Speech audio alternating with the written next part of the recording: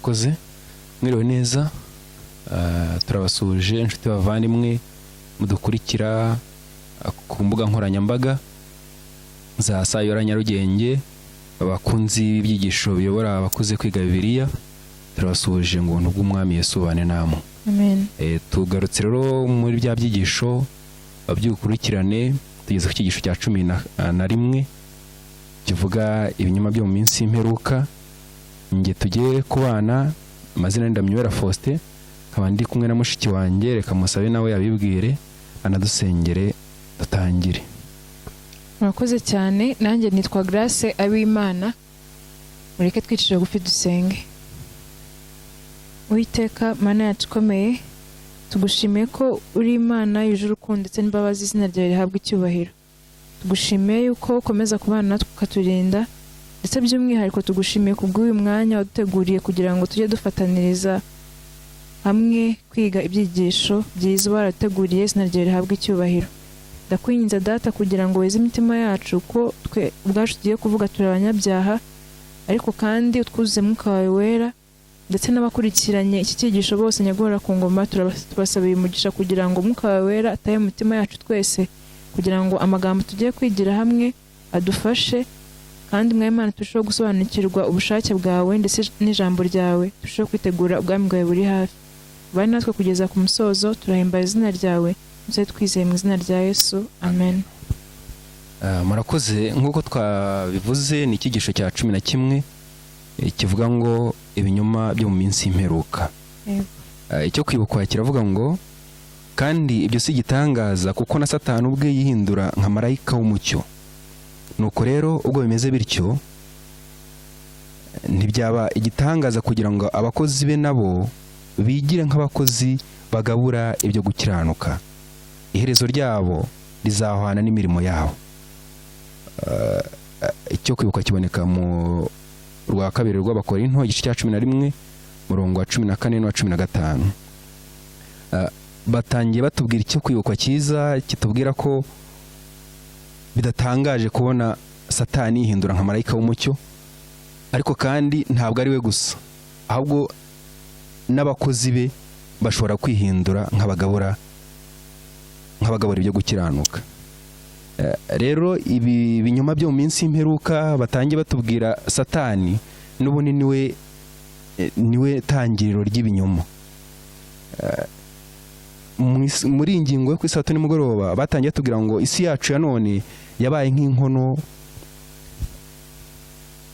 nk'inkono ishongesherezwamo ibintu ndengakamere n'ibintu by'amayobera, hifashishijwe ikigo gikora filimi cyo muri Leta Zunze Ubumwe za Amerika cyitwa Hollywood, kidaterwa ubwoba no gukora filimi zifite insanganyamatsiko z'iyobokamana n'insanganyamatsiko z'amayobera mu ruvange rugizwe n'ibintu bitandukanye by'amakosa n'ibinyoma. Ikintu cyitwa filimi kimaze gutwara abantu benshi. Sinzi niba abantu babizi cyane. Byarantangaje mu minsi ishize, ubwo umuntu yanyaga serivisi ariko hari nimugoroba rambwa atigira vuba filime itanshika. Byarantangaje nyine kubona ari kwihuta cyane ashaka kugira ngo ajye kureba filime. Undi nawe arambwira ngo hari filime bareba buri mugoroba ariko birukankira cyane, ngo ku buryo ari abakozi bo mu rugo bashiriza kubera iyo filime, abagore ntibite ku bana kubera iyo filime. Nibaza iyo filime se niki kirimo kindi? Ariko ibintu byitwa filime byatwaye abantu cyane, nyamara ngo ikibyihishemo nuko bifite amakosa n'ibinyoma gusa. Nibyo kenshi biba byibanzemo, ariko abantu bikaba byarabatwaye cyane.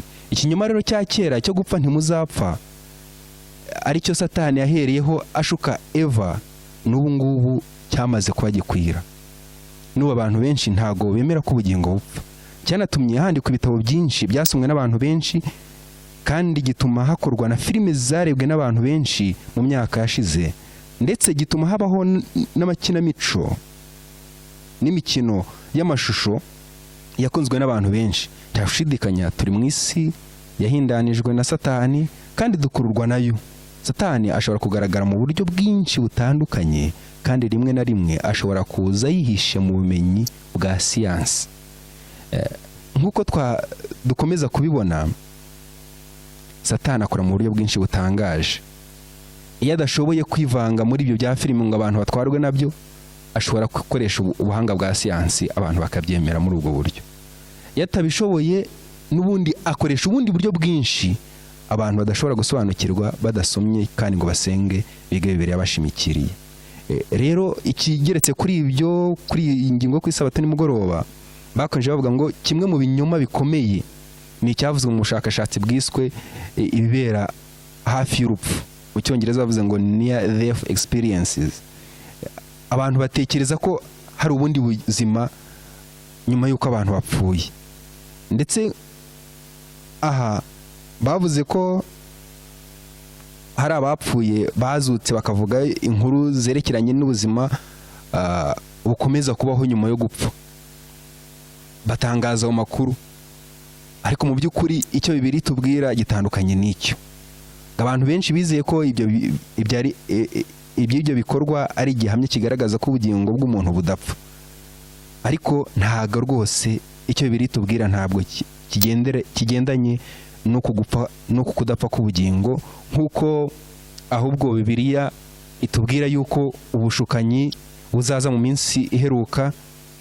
Yesu yabivuze muri Mariko igice cya 13 ku murongo wa 22, avuga yuko hazabaho ibihe birushya ndetse abantu bakayobywa, ngo ko hazaduka abiyita Kristo n'abahanuzi b'ibinyoma bakora ibimenyetso n'ibitangaza kugira ngo babone uko bayobya n'intore niba bishoboka. Rero ubuhendanyi bwa Satani cyangwa se ibinyoma bya Satani bishaka kuyobya n'intore niba bishoboka ni ubuhendanyi bukaze bunakomeye. Nshaka ko n'ubundi dusoma muri iki gitabo cy'ivugabutumwa amagambo makeya bagarutse kuri iki cyigisho adusobanurira iby'ibi binyoma byo mu minsi y'imperuka. Ari muri iki gitabo cy'ivugabutumwa paje ya 465. Ni icyigisho badusabye gusoma, ariko kandi kigaruka kuri ibinyoma byo mu minsi y'imperuka dukwiriye kwirinda, aho titire yakivuga ngo amoko atandukanye y'inyigisho zo guhakana imyuka y'abadayimoni. Izo nyigisho rero ngo zenda kwigarurira isi cyane. Bavuze amagambo akomeye, bavuze ngo gukorana n'imyuka y'abadayimoni byenda kwigarurira isi. Sinzi niba bigaragara muri iyi mibereho cyangwa se muri minsi yacu y'ibihe beruka, ngo hari abantu benshi batekereza ko gukorana n'imyuka y'abadayimoni bikorwa mu buryo bw'uburyarya n'amayeri no kwiyoberanya. Ariko siko biri. Ntabwo bikorwa mu buryarya n'amayeri. Oya, ngo ntabwo ariko biri. Hari ubushobozi burenze ubw'umuntu buriho bukora mu buryo butandukanye, kandi abantu bake cyane nibo bazi ukuntu gukorana n'imyuka y'abadayimoni bizagaragara mu bihe biri imbere. Ni abantu bake cyane bazasobanukirwa n'ibi bintu. Ikirenze kuri ibyo, ngo umusingi wo kuzagera ku ntego kw'inyigisho zo gukorana n'abadayimoni wamaze kubakwa binyuze mu magambo yagiye avugirwa ku ruhimbi ahantu henshi muri iki gihugu. Abanditsi bavuga iki gihugu bavugaga Leta Zunze Ubumwe za Amerika. Ariko se natwe ku ruhimbi zacu havugirwa ibinyoma? Yego, birakorwa. Ababwiriza babwirije inyigisho z'ibinyoma bakazitirira ko ari inyigisho za Bibiliya, nyamara zarakomotse ku mushukanyi igice. Rero inyigisho ivuga ko nyuma yo gupfa wapfuye hari icyo amenya, kandi ikavuga ko imyuka y'abapfuye ikorana kandi ikavugana n'abazima, nta shingiro ifite mu byanditswe byera. Nyamara kandi izo nyigisho abantu benshi baracyazihambiraho, bakumva ko hari icyo Satani yavuze ko nyuma y'urupfu abantu bazakomeza kubaho, cyangwa se gupfa k'ubugingo bitarangirira aho gusa. Ibyo ntabwo ari ukuri rwose. Binyuze muri iyi nyigisho y'ibinyoma, imyuka y'abadayimoni yafunguriwe amarembo kugira ngo iyobye abantu, maze ikajya ibiyereka nk'aho ari ababo bapfuye. Ni imyuka y'abadayimoni n'ubundi ibiyereka nk'ababo bapfuye, abamarayika ba Satani bihindura abantu bapfuye, bityo bagafata mpiri ubugingo bw'abantu benshi. Satani afite idini, afite amasinagogi, kandi afite abamuramya bamaramaje kugira ngo yongere umubare w'abambari be akoresheje ubushukanyi bw'uburyo bwose. Aya magambo abari kuyumva mutekereze ubu bushukanyi bw'umuhanga bukaze bw'ukuntu agendereye kuyobya n'intore niba bishoboka nk'uko twabisomye muri Bibiliya. Iki rero abantu bakwiye kucyumva ko icyo Bibiliya ivuze ari ukuri. Reka nakire mugenzi wanjye niba hari icyo yongera ku introduction y'iki cyigisho muri rusange, noneho adukomereze n'ingingo yo kuwa mbere. Yego, murakoze cyane Faustin. Ibyo uvuze nibyo bigenda bikomeza kugaragara yuko amayoberane tumaze n'igihe kinini twiga y'ibi binyoma byo mu minsi y'imperuka nk'uko kino cyigisho cyitwa, bigenderanye no gukomeza kubaho kw'abantu bapfuye.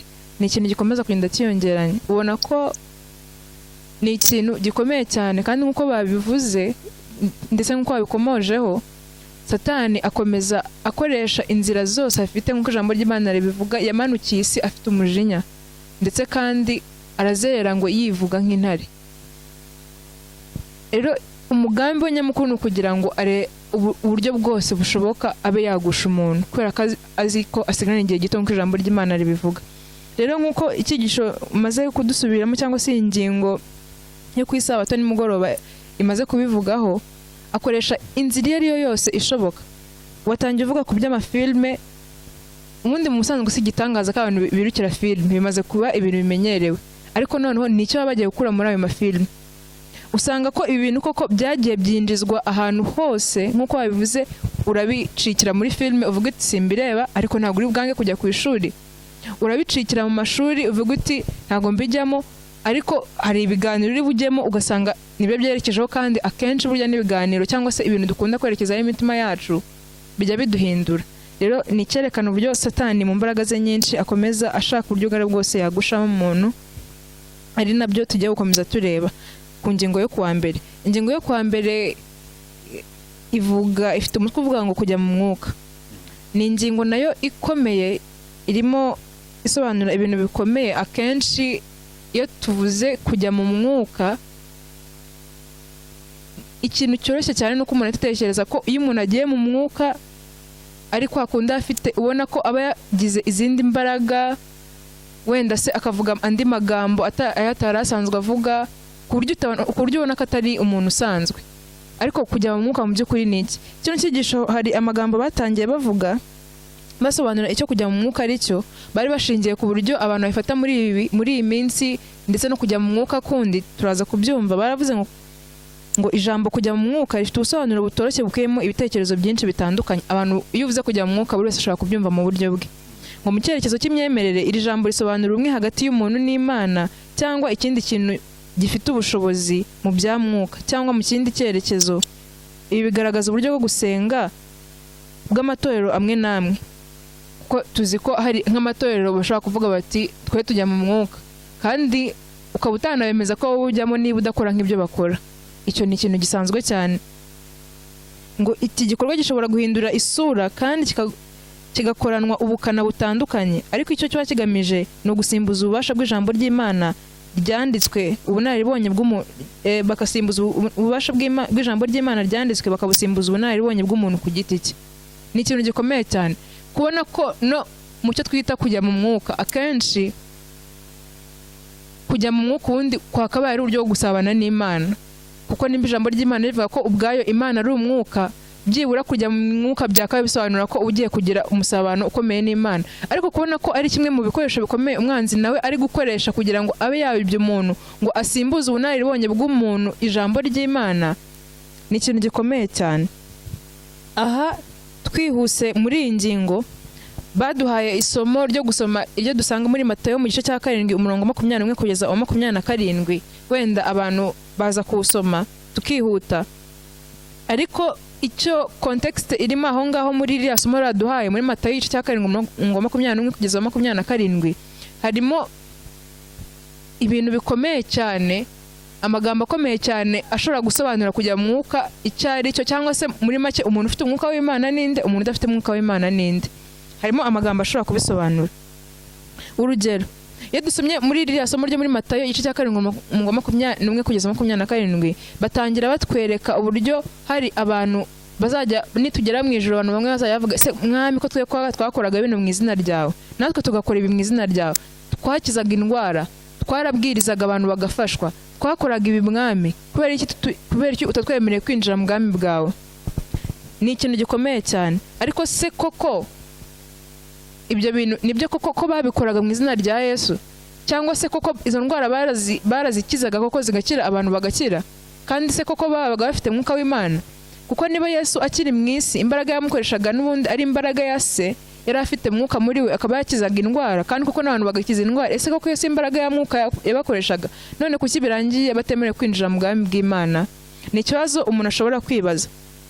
Ariko noneho hari andi magambo yo nshaka ko tuta dusoma, nayo aboneka n'undi muri Matayo akomerezaho, ni amagambo yo Kristo yabasubije, yo nifuje ko dushobora kuyagarukaho, icyerekana kujya mu mwuka icyo ari cyo. Hari ubwo dushobora kwibeshya yuko kuba twakije indwara, cyangwa se kuba twigisha ijambo ry'Imana abantu bakadushima, bakaza bakatubwira ati Faustin wigishije neza, nafashijwe, numvishije nkozweho. Icyo rwose nemeza ko atari ikimenyetso cy'uko umuntu afite mwuka w'Imana, kari we wamukoreshaga. Ahubwo reka twumve iki ijambo ry'Imana cyise kugira mwuka w'Imana muri wowe. N'ubundi hano muri Matayo igice cya 7, muri Matayo igice cya 7 n'ubundi iyo dukomeje ku murongo wa 24 tubona yuko ku murongo wa 21 niho Yesu yari amaze kuvuga ati umuntu wese umbwira ati mwami mwami si uzinjira mu bwami bwo mu ijuru keretse ukora ibyo data wo mu ijuru ashaka. Aravuga ati benshi bazambaza kuri uwo munsi ko data twakoraga ibi byagenze gute. Ariko noneho amagambo Yesu yakomeje arabwira ku murongo wa 24 yaravuze ngo nuko umuntu wese wumva ayo magambo yanjye akayakomeza azaba nk'umunyabwenge yubatse inzu ye ku rutare.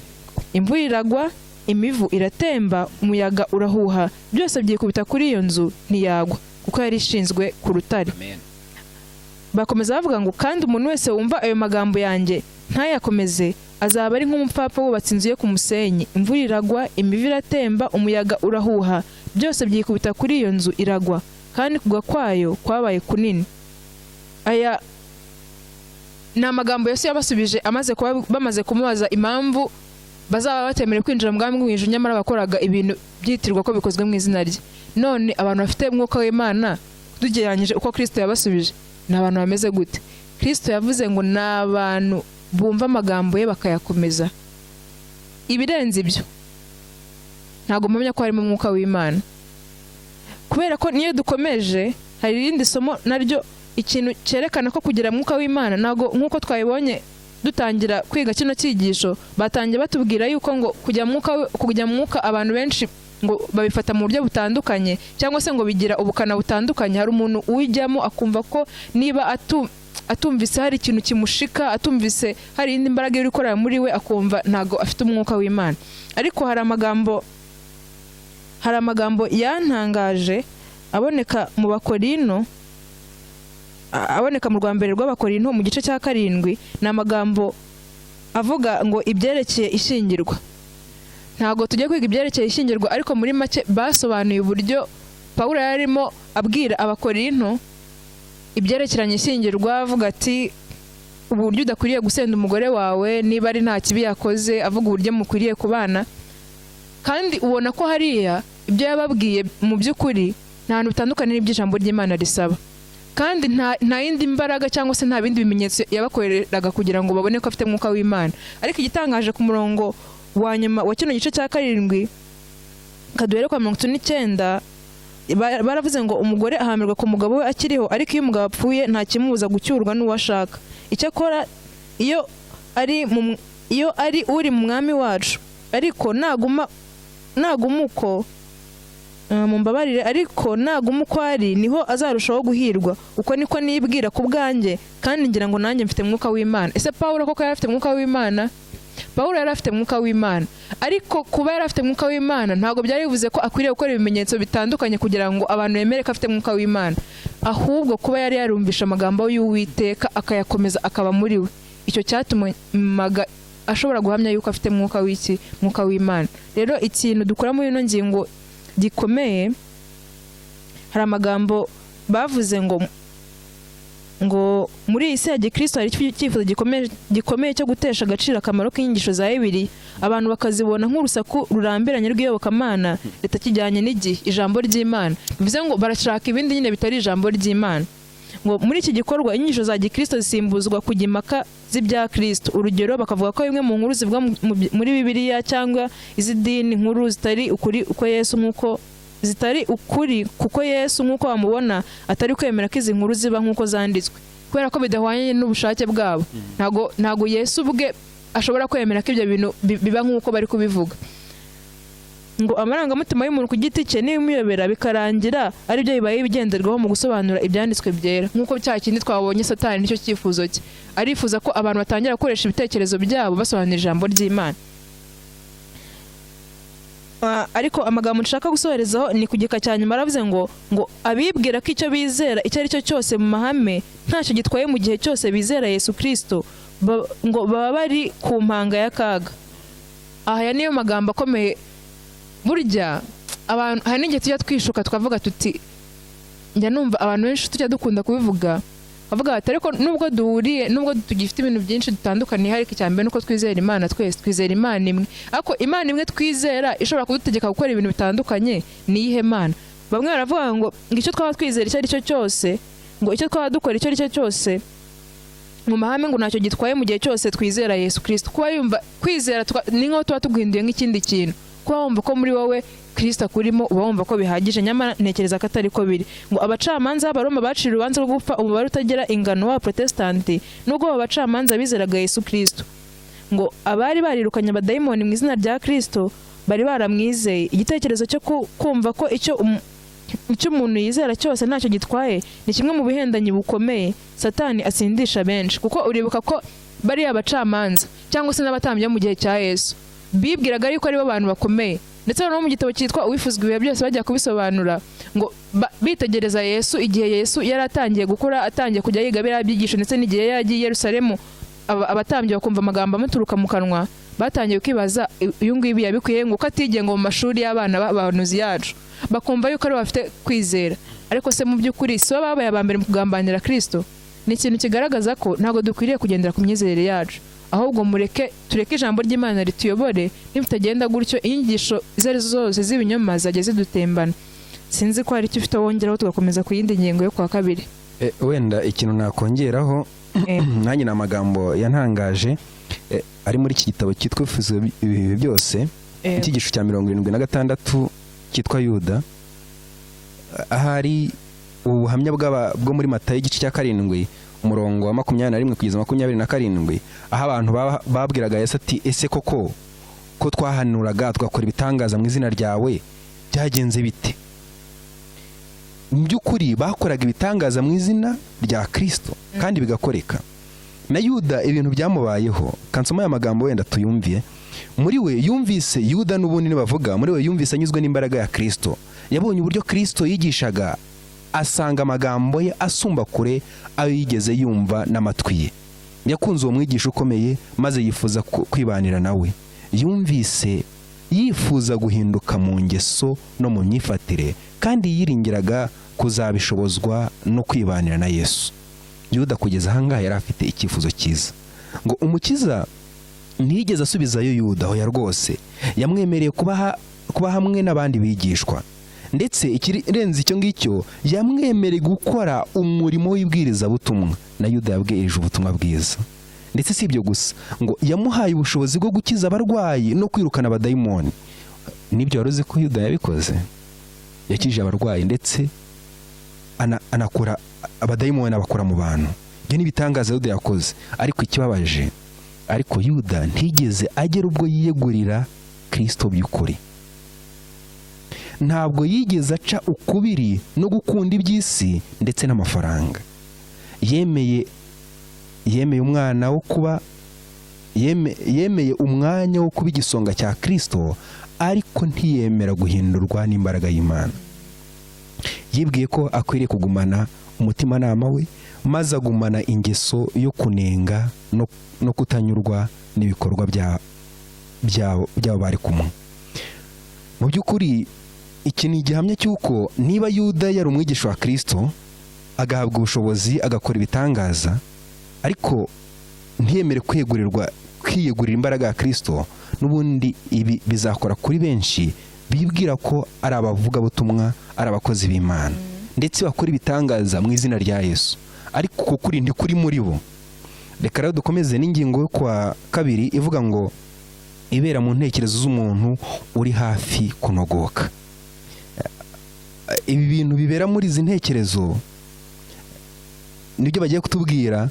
Batangira batubwira ubushakashatsi bw'umwe mu bahanga, baravuze ngo imwe mu mpamvu zemerwa n'abantu benshi bo muri iki gihe zishyigikira inyigisho yo kudapfa k'ubugingo nibera mu ntekerezo z'umuntu hafi yo kunogoka.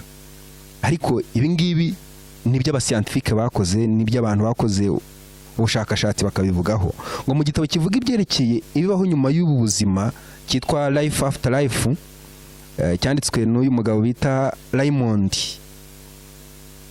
A. Moody, yagaragaje ibyavuye mu bushakashatsi bwe yakoze mu gihe cy'imyaka 5 abukoreye ku bantu barenga 100. Umuganga yabaga yemeje ko bapfuye, ariko nyuma bakongera kuba bazima.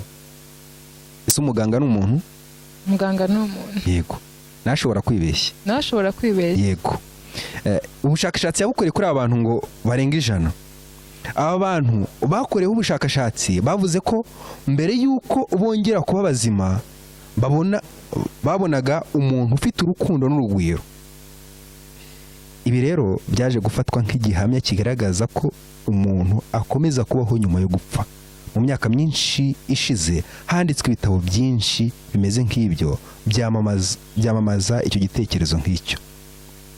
Ibi ni ibintu n'ubundi bishyigikira cyangwa se biza bigasongera cya kinyoma cya Satani bwa mbere abeshya Eva ati gupfa ntimuzapfa.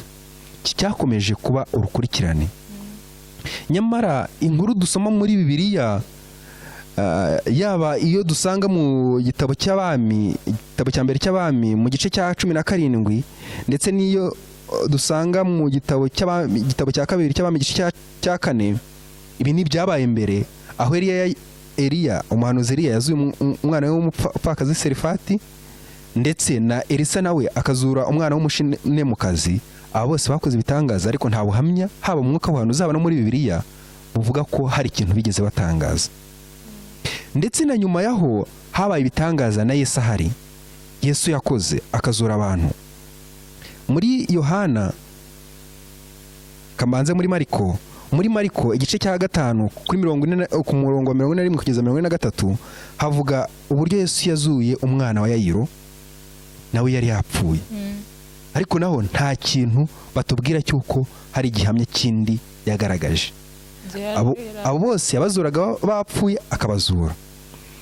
Ndetse n'icyo muri Luka igice cya 7 umurongo wa 14 kugeza 17, aha ni umwana w'umupfakazi, umuhungu w'umupfakasikazi wari wapfuye, ariko noneho uyu nguyu we ikintu cyantangaje, Yesu yamugiriye impuhwe atanabimusabye. Imana yacu n'urukundo. Yarebye uburyo umubyeyi arira yishwe n'agahinda, abandi bajyanye umwana kumushyingura, nuko azura uwo mwana w'umuhungu. Aha naho nta bundi buhamya twabonye. Nyamara wumvishije ibitekerezo wakumva ko ari abana bagiye bapfa. Ahari navuga nti nta n'ibyinshi bari babonye. Ariko muri Yohana igice cya 11 umurongo wa 40 kugeza 41 havuga noneho inkuru nziza ya Lazaro ntabwo yapfuye ngo bajye Yesu amazuru uwo munsi. Lazaro amaze iminsi 4 mu mva. Aha ntabwo ubwa bushakashatsi bwari gukorerwa kuri uyu muntu. Uyu muntu already yari mu mva. Yari yarananutse niko bahamya. Ariko Yesu yaramuzuye. Ikintu gitangaje nshaka no gusoma n'uburyo abantu baje baza kureba Lazaro muri iki gitabo Uyifuzwe byose, paje 435 paje 35 twumve ubuhamya Lazaro yahaye abantu baza kureba bamubaza ese n'icyo wabonye ubwo wari umaze gupfa n'icyo wabonye mumva. Lazaro umva ubuhamya babwiye. Abantu benshi biringiraga kumva inkuru zitangaje Lazaro yari kubabwira abasobanurira ibyo yabonye amaze gupfa. Barabyizeraga, bumvaga rwose ari buze kwa inkuru, mbese ari inkuru y'imvaho. Nyamara batangajwe nuko ntacyo ababwiye. Lazaro ntacyo yari afite cyo kuvuga kuko ntacyo yarazi. Umva ubuhamya bahaye. Ntacyo yari afite cyo kubabwira cyerekeranye n'ibyo. Byanditswe biravuga biti abapfuye ntacyo bakizi, ntacyo rwose. Urukundo rwabo n'urwango rwabo n'ishyari ryabo byose biba bishize, nk'uko biboneka mu mubwiriza igice cya 5:56. Ariko Lazaro yari afite ubuhamya bwiza bwo gutanga bwerekeranye n'umurimo wa Kristo. Amen. Ubwo buhamya ni ubuhe?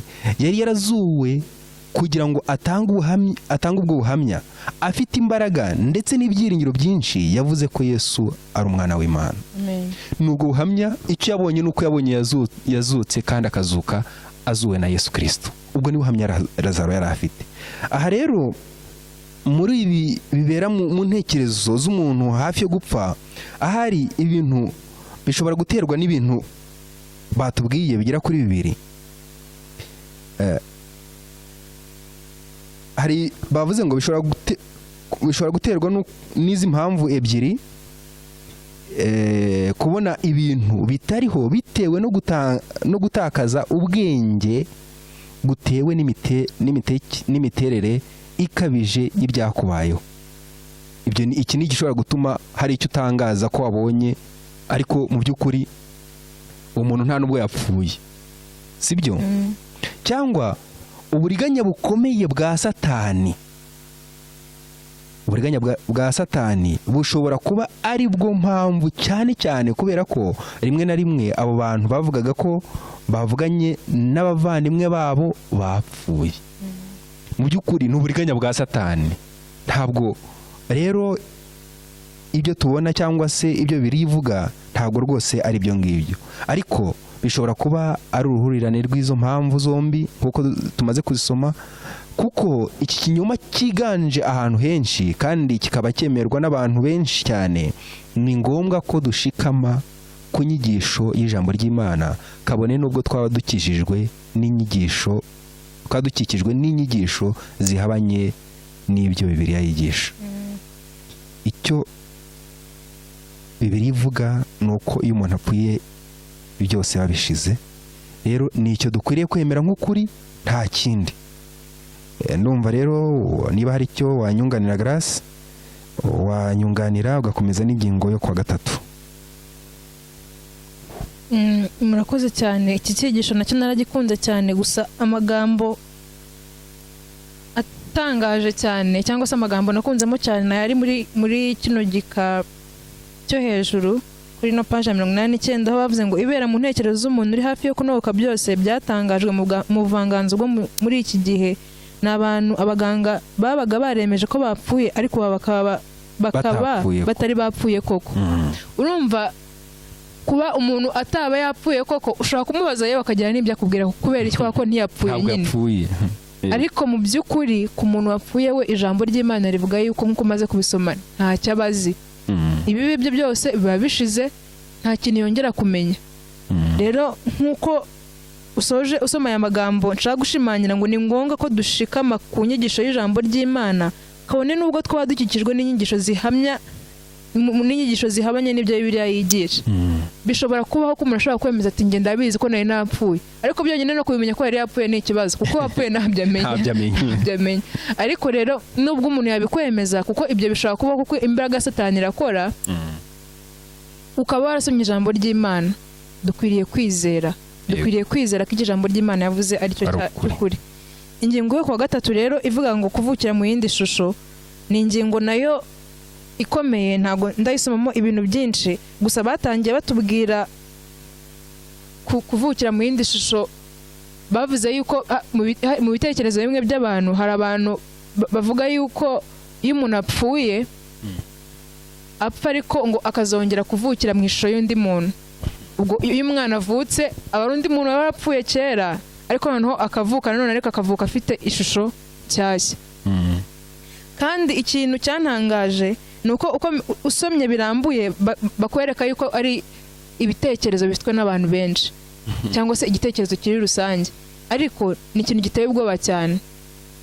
Ni gute niba umuntu apfa agashira akongera agahinduka umukungugu mu mukungugu nk'uko Uwiteka yabivuze, ese ni gute yongera kuvukira mu ishusho y'undi muntu, cyangwa se yongera akabaho agasubira mu nda ya nyina cyangwa ni nyina w'undi muntu akavuka?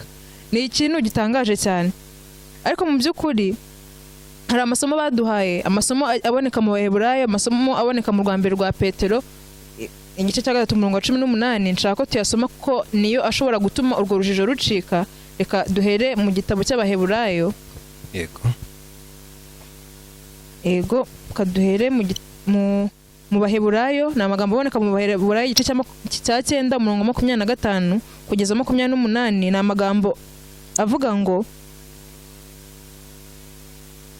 kandi ntiyinjiriyemo kwitamba kenshi nk'uko umutambyi mukuru yinjira hera cyane uko umwaka utashye afite amaraso ataraye, ubu baravuga Kristo, kuko iyo biba bityo aba yari akwiriye kubabazwa kenshi uhereye kuremwa kw'isi. Ahubwo none abonetse rimwe gusa ku mperuka y'ibihe kugira ngo akuzeho ibyaha kwitamba. Kandi nk'uko abantu bagenewe gupfa rimwe hanyuma yaho hakaza urubanza, niko na Kristo amaze gutambwa rimwe ngo yishyireho ibyaha bya benshi azabone ku bwa kabiri atazanywe no kwitambira ibyaha, abonekere abamutegereza kubazanira agakiza. Aya magambo narayakunze cyane, ashobora gukuraho urujijo rwose. Iyo umuntu apfuye byiteka, cyangwa se abagiye gutegereza kugaruka kwa Kristo kugira ngo umuzuko ubeho. Na Kristo ubwe yapfuye rimwe ntiyongeye gupfa, igitambo cye ni icya rimwe. N'abantu rero iyo dupfuye ni rimwe, biba birangiye. Ibyo kongera gutekereza kuzukira mu yindi shusho, cyangwa se kongera kuvuka ukavukira mu ishusho y'undi muntu, icyo ni ikinyoma umwanzi yazanye kugira ngo akure intekerezo z'abantu, bumve yuko n'igihe bapfuye n'ubwo baba batihannye bazongera bavuke, bazaba bafite andi mahirwe yo kwihana. Nyamara icyo ni ikinyoma cyazanywe n'umwanzi. Amagambo ugiye gusohorezaho kuri iyi ngingo turabona kuri page ikurikira, aho bavuze ngo ni amagambo ariko nifuza ko abantu bakurikiye kino cyigisho bagomba kwitaho cyane. Ni amagambo avuga ngo abantu benshi ntabwo bizera icyo bakwiriye kwizera, ngo ahubwo bizera icyo bashaka kwizera. Ngo iyo bumva ko inyigisho runaka ibahare, biba bihagije ko iyo nyigisho ikemura impaka kuri bo. Igihe bumvisha yuko nta kibatwaye, biba bihagije ngo ikemure impaka kuri bo. Ngo ariko ku basoma Bibiliya batajenjetse, nta mpamvu yo kwemera ko iyo umuntu apfuye yongera kuvukira mu yindi shusho. Ku muntu wemera Bibiliya, nta kintu yashingiraho avuga yuko umuntu yakongera kuvukira mu yindi shusho. Bakomeza baravuze ngo kuko iyo nyigisho bwa mbere na mbere ivuguruza inyigisho ya Bibiliya yo gupfa k'ubugingo ngo no kuzuka k'umubiri. Icya kabiri, ngo iyi nyigisho ihakana ihame ry'agakiza k'ubuntu kubwo kwizera umurimo wa Yesu Kristo wo kuducungura. Nabyo irabihakana, ihakana ngo ihame ry'agakiza k'ubuntu kubwo kwizera umurimo wa Yesu Kristo wo kuducungura. Kubera ko iyo biba bityo, na Kristo ntabwo yari kuba yaratambwe rimwe ryonyine, yari kongera akavukira nawe mu wundi muntu ko yarapfuye. Ndetse nanone nk'uko babitubwiye, ivuguruza inyigisho ya Bibiliya yo gupfa k'ubugingo no kuzuka k'umubiri, nk'uko tubibona mu Rwambere rw'Abatesalonike igice cya 4:13 kugeza 18, aho hatubwira yuko ni igihe Pawulo yavugaga yuko abapfuye bazabanza bazuke, nuko natwe abazaba bakiriho tuzazamurwe. Rero kuba bavukira mu bandi bantu bivuze ngo ahantu ikintu cya mbere cyagipfuye hari abantu batazazuka, kubera ko nimba waravukiye mu bandi bantu, wowe wari warapfuye kera, ntago waboneka icyo gihe. Rero ni ikinyoma gitangaje cyane, ni ikinyoma ndetse cyimbitse cyane abantu bakwiriye kwitondera. Icya gatatu, inyigisho ivuguruza inyigisho ya Bibiliya ivuga ko ahazaza h'umuntu hagenwa by'iteka ryose n'ibyemezo umuntu afata mu buzima bwe, nk'uko tubisanga muri Matayo igice 25:31 kugeza 46. Ngo icya kane, inyigisho itesha agaciro ubusobanuro n'akamaro ko kugaruka kwa Kristo. Icya gatanu, inyigisho ivuga ko na nyuma yo gupfa k'umuntu haba hakiri andi mahirwe yo gutsinda imitego ye, kandi ibyo binyuranye rwose n'ibyo Bibiliya yigisha. Muri make rero, igitekerezo cyo kuvukira mu yindi shusho nta mwanya gifite mu kwizera kwa gikristo. Reka twihuse, nimba ufite inyunganizi watangaho uyishyireho, dukomeze n'ingingo yo kuwa kane. Iyi ngingo yo ku gatatu irasobanutse, icyakora nk'uko babigarutseho rwose. Aya magambo yarantangaje avuga ngo abantu benshi ntabwo bizera icyo bakwiriye kwizera, ahubwo bizera icyo bashaka kwizera. Icyo bakwiriye kwizera ntabwo bacyitaho, ahubwo bakizera ibyo bashaka kwizera. Ariko icyo dukwiriye ni ukwizera icyo dukwiriye kwizera, ari cyo Umwuka Imana yaduhaye, ijambo ry'Imana, ndetse tukizera ko ari umwami wacu, umuremyi wacu ndetse n'umucunguzi wacu. Yego. Ibirenze kuri ibyo bituruka ku mubi. Ingingo yo kuwa kane ivuga ngo ivuga ubupfumu no kwambaza abakurambere. Iri jambo ubupfumu bavuze ko rifite amagambo abiri yo mu Kigiriki, ariko ubupfumu nyirizina bavuze ko ari uburyo butangaje bwatangiye gukoreshwa kuva kera bwo guhamagara ibivugwa ko ari imyuka y'abapfuye kubwo gushaka ubumenyi cyane cyane bwerekeranye n'ibizabaho mu gihe kizaza. Urumva habayemo kwiyambaza ibizaza se bimeze bite, mbese ni ukwibaza ngo azazanjye ameze ate, ubwo n'ubupfumu. Ndetse hakaba n'irindi jambo bavuze naryo risobanura gusenga abapfuye. Naho gusenga abapfuye rero bavuze ko ngo ni umuco wo kubaha abakurambere bapfuye, kuko baba bagifatwa nka bamwe mu bagize umuryango, kandi abantu bizera ko bafite imyuka ishobora kugira ingaruka ku buzima bw'abasigaye. N'ubundi hano ndi kubabwira ko rya zingiro n'ubundi ari zingiro rimwe ikinyoma Satani yabeshye cyangwa se yavuze bwa mbere ati gupfa timuzapfa. Nicyo n'ubundi kikiri gukurikira style, icyo tukiri kureba. Kinyuma rero cyagiye mbese gihindura ishusho, kigaragaza mu buryo butandukanye. Ibi rero byageze yari imigenzo ya gipagani, ndetse abantu bayirunduriramo bakayikunda, kuko babuze abantu babo bakundaga, bakumva ko gusenga abo bapfuye bakumva ko ari cyo bibafasha. Ndetse baduha isomo, igitekerezo kiri muri Bibiliya, mu gitabo cya mbere cya Samweli cya 28 umurongo wa 3 kugeza 25, nahavuga uburyo umwami Sawuli yagiye gushikisha. Mu by'ukuri iki gitekerezo nubwo Sawuli yari umwami akajya no gushikisha, ariko mbere yuko ajya muri ayo manyanga cyangwa se agwa, yari asanzwe abizi ko Imana idakorana n'iyo myuka. Kuko baravuga ngo Bibiliya ivuga mu buryo bwumvikana ko abashitsi, abapfumu, abarozi n'abaragura mu buyobozi bwera bwa Isiraheli, mu buyobozi bwera bw'Abisiraheli ba kera, bari kizira kuwiteka, kandi bagombaga kwicishwa amabuye. Ibi Sawuli yari abizi neza, ndetse abangaba abashitsi cyangwa se aba bapfumu, ashingiye kuri iri tegeko, Sawuli yararimbuye abahanzweho n'imyuka mibi n'abashitsi bose abaca muri Isiraheli. Ikintu cyari cyarabaye, ndetse muri Isiraheli ntawe yari kumubona.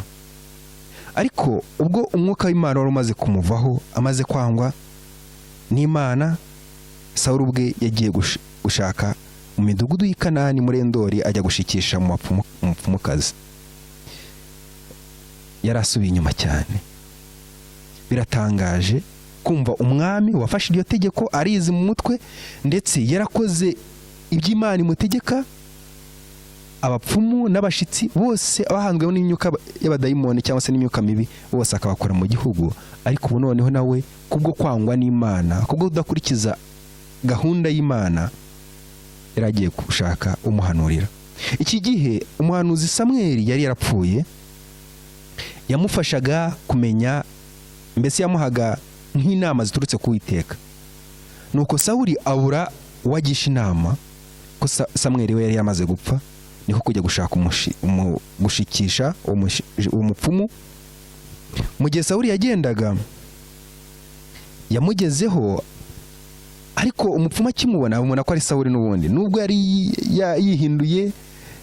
Biratangaje kubona umwami yiyambika inshwabari kugira ngo agere ku mupfumu. Sawuli yarandavuritse.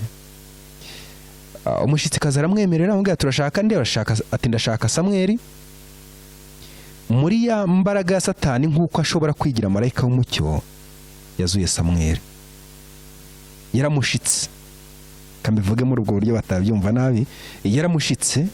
Nuko iyo myuka iraza ndetse ivuga icyo Sawuli yashakaga, yamubaza, aravuga. Gitangaje nuko amubwiye ukuri. Nubwo amubwiye ukuri ariko yakumubwiye ari umwuka mubi uvuze ukuri. Ikintu cyumvikane, umwuka mubi cyangwa se umudayimoni cyangwa se Satani ubwe niwe wavuze uko kuri. Nyamara uko kuri ko yavuzwe yuko Sawuli n'ubundi ku rugamba atazarutsinda, ndetse ko ari buze gusanga Samweli mu gituro, uko nta kintu kwigeze gufasha Sawuli. Muri iki gitabo n'ubundi ivuga butumwa, verisiyo ndi gukoresha ni ya 2018, page 469, hari amagambo bavuze nshaka gusoma. Aravuga ngo gutandukira bikabije, ubwihebe ndetse no kurimbuka. Niyo titire no kwivuga. Haravuga ngo ubutumwa dayimoni yabwiye umwami Sawuli, nubwo bwamaganaga icyaha yari yakoze kandi bukamuhanurira igihano yagombaga guhanwa, ntago bwari bugamije kumukebura ngo yihane.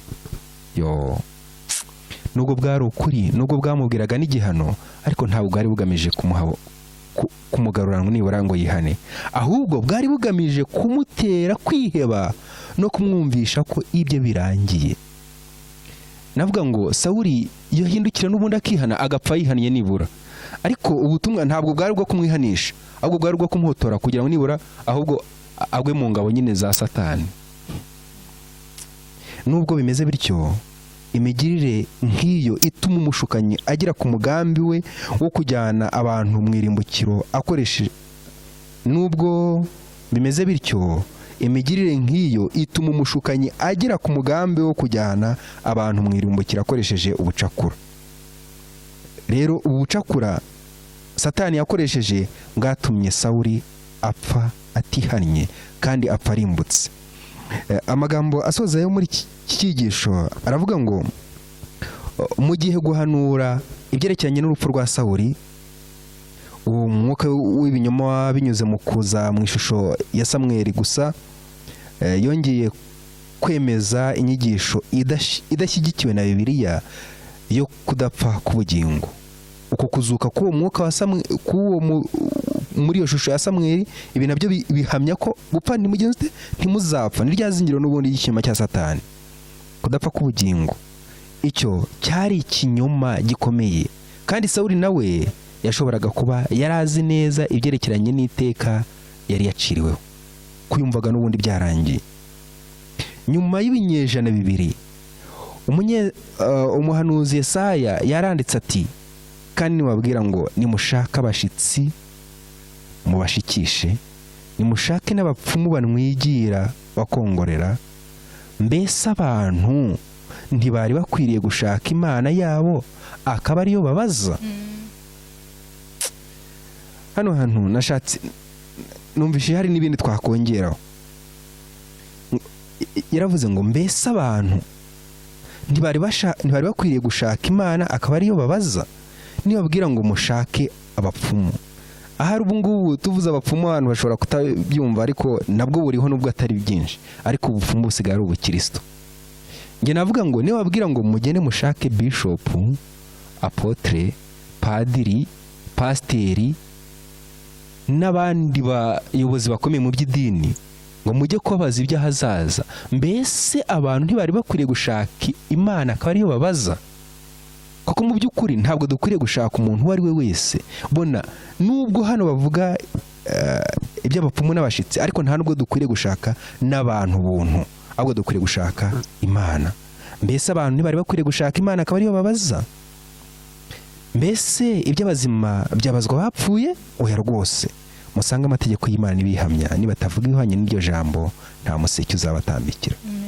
Rero ikintu bavuze dukwiye kwitonda ni kimwe, iyo duhangayitse dushobora gukora ibintu bibi kandi tubizi ko ari bibi. Iyo duhangayitse iki kintu gikwiye kwitabwaho, tukamenya ko mu gihe duhangayitse dukwiye kumenya ko ikibi gihora ari ikibi. Bona nubwo waba ufite ibibazo, bona nubwo waba uhangayitse nk'uko Sawuli yari ameze, akajya mu manyanga cyangwa se mu byo yari azi ko ari inzira mbi, ariko mu gihe duhangayitse natwe tutagwa muri uwo mutego, dukwiriye kwizera tugasenga tukiga ijambo ry'Imana, niho honyine dushobora kuruhukira. Murakoze. Reka dukomeze n'ingingo yo ku 5. Grace, niba ari ikintu nyunganira ugakomeza n'ingingo. Mbere yuko nkomeza n'ingingo yo ku 5, ingingo yo ku 4 ngewe yarantangaje cyane. Numvise ari ingingo ikomeye cyane, kuko ni ingingo umuntu atitonze cyane cyane ko iyo noneho biri no mu ijambo ry'Imana. Umuntu ashobora no kwifashisha iri somo ryo mu rwa mbere rwa Samweli akakwemeza uburyo gushikisha bibaho, kandi umuntu akaba yakubwira iby'ukuri. Kuko iyo usomye n'ubundi hano mu rwa mbere rwa Samweli, munyihanganire ko ngiye kuyasomaho gato, gusa mu rwa mbere rwa Samweli igice cya 28 berekana Sawuli ajya gushikisha igihe Samweli Satani yari amaze kuza mu ishusho ya Samweli, kuko mu by'ukuri Samweli siwe waje, ahubwo haje Satani ubwe. Yego. Kuko uwapfuye we ntiyakongera kubaho. Satani yaramubwiye ngo kuko utumviye Uwiteka. Yego. Mu mbare nanjye ku murongo wa 16 ngo Samweli aravuga ati, ariko ubwo ni Satani wavugaga ngo ubimbarije iki ubwo Uwiteka yakuretse agahinduka umwanzi wawe? Uwiteka ubwe yagenje nk'uko yabivugiye muri njye. Urumva aravuga nk'uvuga nka Samweli ubwe. Ngo Uwiteka yaguciye ku ngoma ayiha umuturanyi wawe Dawidi. Ese niko byari bimeze? Niko byari bimeze. Ndetse na Sawuli yari abizi kubera ko yahoraga yirukanka kuri Dawidi ashaka kumwica. Yari abizi ko ibyo byose ari byo. Ese icyo ni cyabijyamo cyo gushingiraho ko bushitsi bubaho, kuko ibyo yambwiye byari ukuri. Umurongo wa 18 ngo kuko utumviye Uwiteka kandi nusohoza uburakari bwe bukomeye ku Bamaleki, nicyo gitumye Uwiteka ubu ngubu akugenza atyo. Ndetse Uwiteka azaguhana n'Abisirayeli mu Bafilisitiya, kandi ejo wowe n'abahungu bawe muzansanga. Uwiteka agiye guhana ingabo za Isirayeli mu Bafilisitiya. Reka mbabwire igitangaje mu gice cya 31 hari umutwe uvuga ngo urupfu rwa Sawuli nuko yaguye mu ntambara imwe y'Abafilisitiya, ya yindi wa muzimu wa Samweli yamubwiye, akavuga ati uzayigwamo, kuko yayiguyemo. Iki niyo gitumye nshaka gusubira ho gato kuri ino ngingo, kuko umuntu atitonze ashaka kuvuga ati koko bya bintu banze ubushitsi koko bubaho. Ariko se mu by'ukuri nk'uko maze kubisoma ni ijambo ry'Imana ribivugaho. Iyo twitonze tugakurikiza ijambo ry'Imana nk'uko babitubwiye, abantu bashaka kumva ibyo bashaka kumva, ntabwo bashaka kumva icyo ijambo ry'Imana rivuga. Iyo umuntu apfuye abapfuye, ubushitsi buriho kuko nyine umwuka wa Satani abaho. Satani ariho kandi ngo ashaka kwiyerekana nka marayika w'umucyo, ashaka kuvuga iby'ukuri, ashaka kugabura iby'ukuri. Ariko nk'uko tubibonye, Satani ntabwo amenya byose. Yewe ahubwo nk'uko wabisomye, yashakaga kugira ngo atere igihunga muri Samweli, amwereke yuko koko muri Sawuli mumbabarire, amwereke yuko koko iyo ntambara araza kuyipfiramo. Bityo nta nubwo yari kwakigize umutima wo kuvuga ati Mana mbabarira, dore narakugomeye, ahubwo koko yumvisha ko akwiriye gupfa, kandi ntigeze yiyambaza Imana koko birangira apfiriye muri ya ntambara. Dukwiriye kwitonda rero. Satani arakora cyane ku buryo byoroshye gutahura amayeri. Ingingo yo ku 5 tuyihusemo nayo yaravuga ngo kwihindura nk'abantu no kwigaragaza ukundi. Nayo urebye ni ingingo ikomereza kuri ingingo yo ku 4 tumaze kwiga, ariko nashatse no kwihuza cyane n'ingingo yo kuwa mbere twize yavugaga kujya mu mwuka. Mu by'ukuri iyi ngingo nayo irakomeye, ariko nanone nakunze uburyo bayisobanuye ndetse n'uburyo ijambo ry'Imana ryayisobanuye.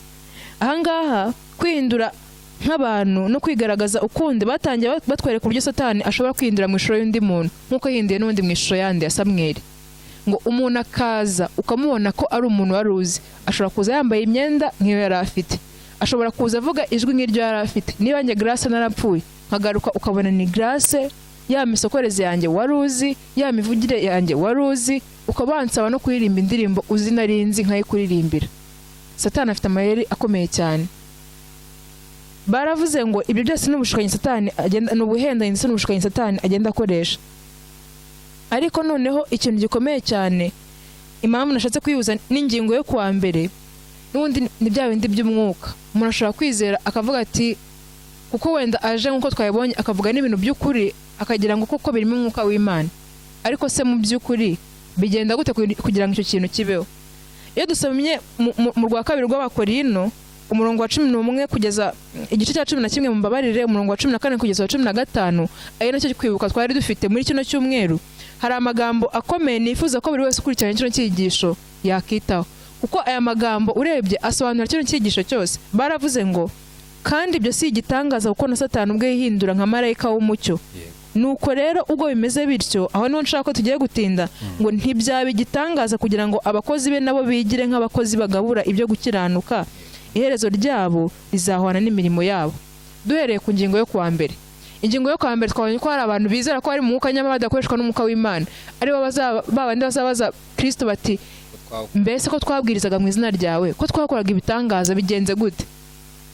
Birashoboka cyane ko abakozi ba Satani nabo bashobora gukora imirimo nk'iye, bavura indwara zigakira, basengera umuntu wari wapfuye ukabona aragarutse, nyamara kandi n'imbaraga ya Satani, kuko yabashije kuza Satani wabashije kuzamukira mu ishusho ya Samweli, ashobora no kuzamukira no mu ishusho y'undi muntu uko tubibonye ahangaha. Rero icyo ni ikintu cyoroshye ku bakozi ba Satani ko bakorera mu mbaraga ye, bakaba bakora ikintu kandi ukabona ko bagikoze mu izina rya Kristo, kuko imbaraga ya Satani irahari kandi irakora cyane. Rero nk'uko ku ngingo yo kuwa gatanu hano bagenda bakomeza babivuga, icyo nungukiye cyane muri ino ngingo yo kuwa gatanu nshaka ko ari nacyo twibandaho ni isomo riboneka mu Befeso igice cya 6 umurongo wa 10 kugeza wa 18. Ni amagambo arimo nifuza ko ariyo yatubera urufunguzo ndetse rw'icyigisho. Kubera iki? Kubera ko niho hari inama ikomeye. Se ko ubwo buyobe bukomeza kugenda bugaragara muri iyi minsi, twebwe nk'abakristo cyangwa uwiyita umukristo cyangwa se umukristo mu by'ukuri nicyo akwiriye gukora. Mu Befeso batanze umuti w'ikibazo. Mu Befeso ni igice cya 6 guhera ku murongo wa 10, baravuze ngo uburyo bwo gutwara intwaro z'Imana kugira ngo tudatembanwa nino miraba y'ibinyoma umwanzi agenda atuzanira. Baravuze ngo ibisigaye mukomere mu mwami no mu mbaraga z'ubushobozi bwe bwinshi, mwambara intwaro zose z'Imana. Kubera iki dukwiriye kwambara intwaro zose z'Imana? Ngo kugira ngo mubashe guhagarara mudatsinzwe n'uburiganya bwa Satani, ngo kuko tudakirana n'abafite amaraso n'umubiri, ahubwo dukirana n'abatwaye n'abafite ubushobozi n'abategeka iyi si y'umwijima n'imyuka mibi y'ahantu ho mu ijuru. Kugira ngo iyo myuka mibi tubashe kwitsinda, biradusaba kimwe: kwambara intwaro zose z'Imana. Umuntu akomeje gusoma, ntabwo ngeze ku murongo wa 18 ariko wabibona hari andi magambo nshaka kwibandaho ari mu gitabo cy'intambara ikomeye. Ni ku cyigisho cya 34, ni icyigisho kivuga ngo mbese abacu bapfuye bashobora kuvugana natwe. Ndararikira umuntu wese ukurikiye kino cyigisho kugira ngo nibigukundira ukabona igitabo cy'intambara ikomeye uzasome kino gice cya 34, kuko n'umutwe wacyo uhita usobanura kino cyigisho cyose. Mbese abacu bapfuye bashobora kuvugana natwe, ngo kuyoboka imyuka mibi. Hari amagambo akomeye bavuze ngo kuri paragrafe ya 3 kuri page ya 190 baravuze ngo afite ubushobozi bwo kuzanira abantu amashusho y'inshuti zabo zapfuye, nkuko cya cyisho turi kwiga cyabivuze. Ngo uko kwigana agukorana ubuhanga buhanitse, uko umuntu yasaga, amagambo ye, ijwi rye, ibyo byose bigaragazwa mu buryo butangaje. Yego. Ukabona uko umuntu yasaga, ijwi rye, amagambo ye, nimbara akunda hari akajambo yajyaga akunda kuvuga. Hari nk'igihe umuntu akunda nko kuvuga ijambo akavuga uti ku buryo ashaka kuvuga ati ni grâce uje, ashobora kugaruka akavuga ngo mu buryo butangaje. Ngo abenshi ngo birema agatima ko abo bakundaga bibereye mu munezero wo mu ijuru, maze kubwo kudatahura akaga barimo bagategera amatwi imyuka iyobya n'inyigisho z'abadayimoni. Umuntu wapfuye ushobora kuba wamubona aje kubera urukundo wamukundaga, bikaba byakugusha mu mutego wo kumutega amatwi ukamwumva. Kandi icyo cyo ijambo ry'Imana hano bahamije yuko kuba wamaze kumuha umwanya wo kuganira nawe, byonyine bishobora gutuma ushobora kugwa muri wa mutego. Dukomeje amagambo nshaka gusorezaho, baravuze ngo ariko nta numwe ukwiriye, ni kuri page 393 kuri paragraphe ya 2 ngo ariko nta numwe ukwiriye gushwa n'iby'imyuka mibi ivuga, ngo Imana yatanze umucyo uhagije kugira ngo ubabashishe kuvumbura uwo mutego. Nk'uko byamaze kugaragazwa, inyigisho z'urufatiro rw'imyuka iyobya zihanganye n'amahame y'ukuri kw'ijambo ry'Imana. Bibiliya ivuga yeruye ko abapfuye ntacyo bamenya, ko imigambi yabo ibirangiye, bakaba batakigira umugabane mu bikorerwa munsi y'izuba. Ntibashobora kumenya umubabaro cyangwa umunezero w'abakunzi babo basize mu isi. Niyo mpamvu Imana yabuzanyije yeruye kugerageza kugirana ibiganiro n'imyuka y'abapfuye. Iyo niyo nama nifuza ko buri wese yasigarana. Naho ibyo byabaho, birashaka ko byakubaho, nubwo ushaka kutiyumvisha ko byakubaho, ariko ngo Imana yabuzanyije byonyine gutangiza icyo kiganiro, baba bamaze kwishyira mu mitego, ko twabonye ko ari imbaraga ya Satani. Reka dusabe Imana kugira ngo idufashe turusheho gusobanukirwa n'aya magambo. Arakoze Grace. Ikigisho rwose n'ubundi izingiro ni ryari ndi tukiri kureba ibinyoma byo mu minsi y'imperuka. Turimo dusoza ingingo ya nyuma y'ibindi byo kwiga no kuzirikanwa. Mu ncamake icyo bavuze muri iyi ngingo, bavuze iby'umushinga w'ikoranabuhanga ugiye uzadufasha kuvugana n'abacu bapfuye, tukavugana kuri telefone, mu nyandiko, ndetse no gukorana inama mu ikoranabuhanga. Hari wumva ari tekinoloji zabo ihambaye. Ngo hari ibintu bitatu bizafasha, ibyiciro bitatu bizafasha muri ibyo ngibyo kugira ngo tuvugane n'aba bapfuye. Icyiciro cya mbere kizafasha ngo kwandikirana n'umwe mu bagize umuryango, inshuti n'inzobere bari mu rwego rw'ubuhanga mu bapfuye. Ubwo ni abantu mbese baba expert. Wumva ko ubundi si boza umwe expert cyangwa se umunyabwenge ibihombye, ariko abantu bagatekereza ko iryo koranabuhanga rizamugarura. Icya kabiri ngo kikavuga ko kizafasha abantu kuvugana n'abo bakundaga bari mu kindi cyiciro, bakabamo bari ku kindi cyiciro babamo by'iteka ryose. Abo nabo bakundaga, mbese ni abantu nabo bari famous b'icyatwa bakundwaga. Icyiciro cya gatatu bavuze icyiciro cya gatatu ngo kivuga ko kizafungura uburyo bwo kumva no kureba abantu bari mu nzego zose bafite n'ibitekerezo bitandukanye. Rero nyamara igiteye ubwoba cyane ni uburyo abantu bazima basuzuma ko abo bavugana nabo ari ababo bapfuye koko. Bakamubaza, ese ibi ni wowe wari ufitiye iki n'iki, ngo wari ufitiye imbwa.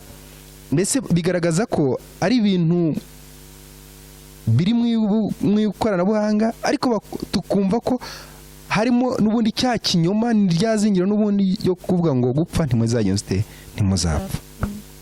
Mu by'ukuri n'ubushukanyi bukomeye ndetse burimo imbaraga ndengakamere. Nk'uko twabyize, Satani si igitangaza ko yihindura nka marayika w'umucyo, ndetse si igitangaza ko abakozi be bashobora nabo kuba nk'abagabura ubutumwa bwiza, mbese abavuga butumwa, tuvuge gutyo. Rero iyi mitego iragoye kugira ngo ivumburwe ndetse twirinde ubuhakanyi. Hari ikibazo babajije cya kabiri vuga ngo ni mu buhe buryo dushobora gufasha abandi bantu gutsinda ibinyoma bya Satani byo mu minsi iheruka, ariko natwe tukirinda kugirwaho n'ingaruka n'ibyo binyoma. Ubundi ibinyoma bivuzwe dushobora kubyumva ko ari ibinyoma biri aho ngaho gusa, cyangwa se tukumva ko ari ibi byo kudapfa k'ubugingo gusa, ariko abantu barabeshya. N'ubu ibinyoma biracyabaho. Ubu iterambere ryaraje, abantu barabeshya kuri telefone. Ibinyoma bya Satani cyangwa se ibinyoma byo mu minsi y'imperuka ntabwo bigarukira hano gusa, ahubwo mu mpande zose harimo ubucakura bwa Satani, ariko umuti ni umwe gusa nawo nabonye. Tugiye gusoma muri iki gitabo cy'ivugabutumwa, ni mu cyigisho cyaho kuri paji ya 471 gika cya 2 haravuga ngo imbaraga y'isengesho mu guhangana na Satani. Imbaraga y'isengesho mu guhangana na Satani. Isengesho rishingiye ku kwizera ni imbaraga ikomeye y'umukristo, kandi nta kabuza izarwana na Satani imutsinde. Niyo mpamvu Satani yumvisha abantu ko tudakeneye gusenga, yanga urunuka izina rya Kristo umuvugizi wacu, kandi iyo dusanze Yesu tumaramaje tumusaba kudufasha, ingabo za Satani zirakangarana. Amen. Iyo twirengagije gusenga bifasha Satani kugera ku mugambi we, kuko icyo gihe ibitangaza bye n'ubuhendanyi byakiriranwa ubwuzu. Ingingo hano ishobora gufasha umukristo komeza gutsinda ni isengesho. Ni nayo muri iki gitabo n'ubundi cy'intambara ikomeye bavuze, naho ni amagambo makeya ariko nayo vuga kuri iyi ngingo, paje ya 376. Kamasome naho nihuta, paje 376 haravuga ngo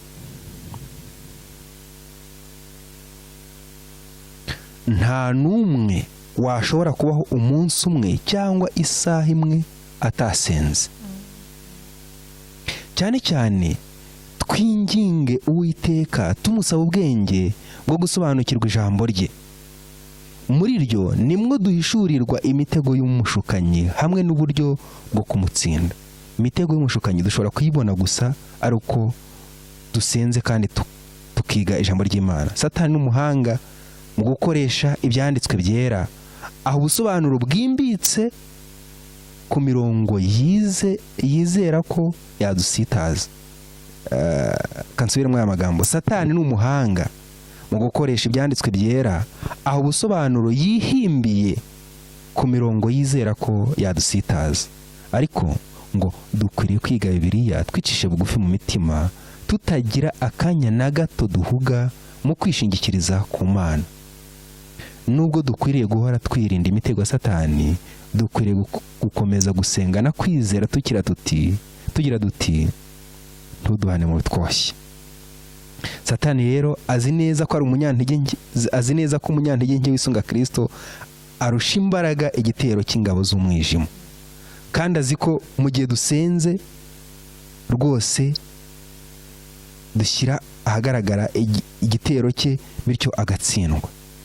Nta bundi buryo dushobora gukoresha uretse gusenga no kwiga ijambo ry'Imana. Nibwo bwonyine bushobora gutuma dutsinda ibinyoma byo mu minsi y'imperuka. Sinzi niba ari cyo wongeraho kuri icyigisho tukagisoza dusenga. Ntago mvuga byinshi kuko ndizera ko byinshi byumvikanye, gusa icyo navuga tumaze kurebera hamwe muri rusange icyigisho kivuga ibinyoma byo mu minsi y'imperuka, kandi uko tubyumvise ni icyigisho gikomeye cyane. Ni icyigisho kigaragaza ko Satani akora mu buryo butandukanye kandi ndetse bwinshi, ku buryo ashobora kuyobya n'intore niba bishoboka nk'uko ijambo ry'Imana ryavuze. Nahanjye rero kandi nahawe, naho umuntu wese ukurikirana kino cyigisho, kugira ngo inama zose twagiriwe, kwiga ijambo ry'Imana, gutwara intwaro zose z'Imana, kandi kwizera ijambo ry'Imana nubwo abakuzengurutse bose baba barihakana, nahanjye kandi nawe kugira ngo izo nama tuzikurikize. Reka ahubwo dusabe Mwuka w'Imana kugira ngo akomeze tubashishe ibyo bisoherezwe muri twebwe mu izina rya Yesu. Amen. Reka dusoze n'ubundi twiragiza Imana. Uhoraho Mwami Imana, turagushimye, turaguhimbaje, izina ryawe icyubahiro. Amen. Tugushimiye kuri Imana y'ukuri, Imana ifite ubushobozi, Imana yaturemye, Imana yadukunze ikatwitangira, ukaducungura, ubihimbarizwa. Amen. Urukundo rwawe ntabwo ruhinduka. Guhera kera kose Satani yagiye arwanya umuntu, wera mu murima wa Edeni ku bakurambere bacu, na n'ubu ntarakatuvirira, ariko shimwe ko wamutsindiye. amen.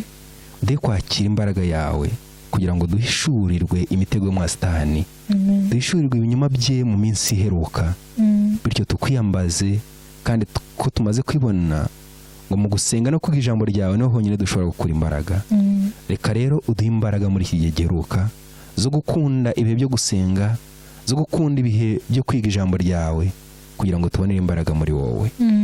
Dusabye buri wese uzumva iki cyigisho uzagira umugisha wo kucyumva ndetse akagisangiza n'abandi, twese ngo uzaduhe kumva ubutumwa ndetse budukize, mu izina rya Yesu, amen. Murakoze.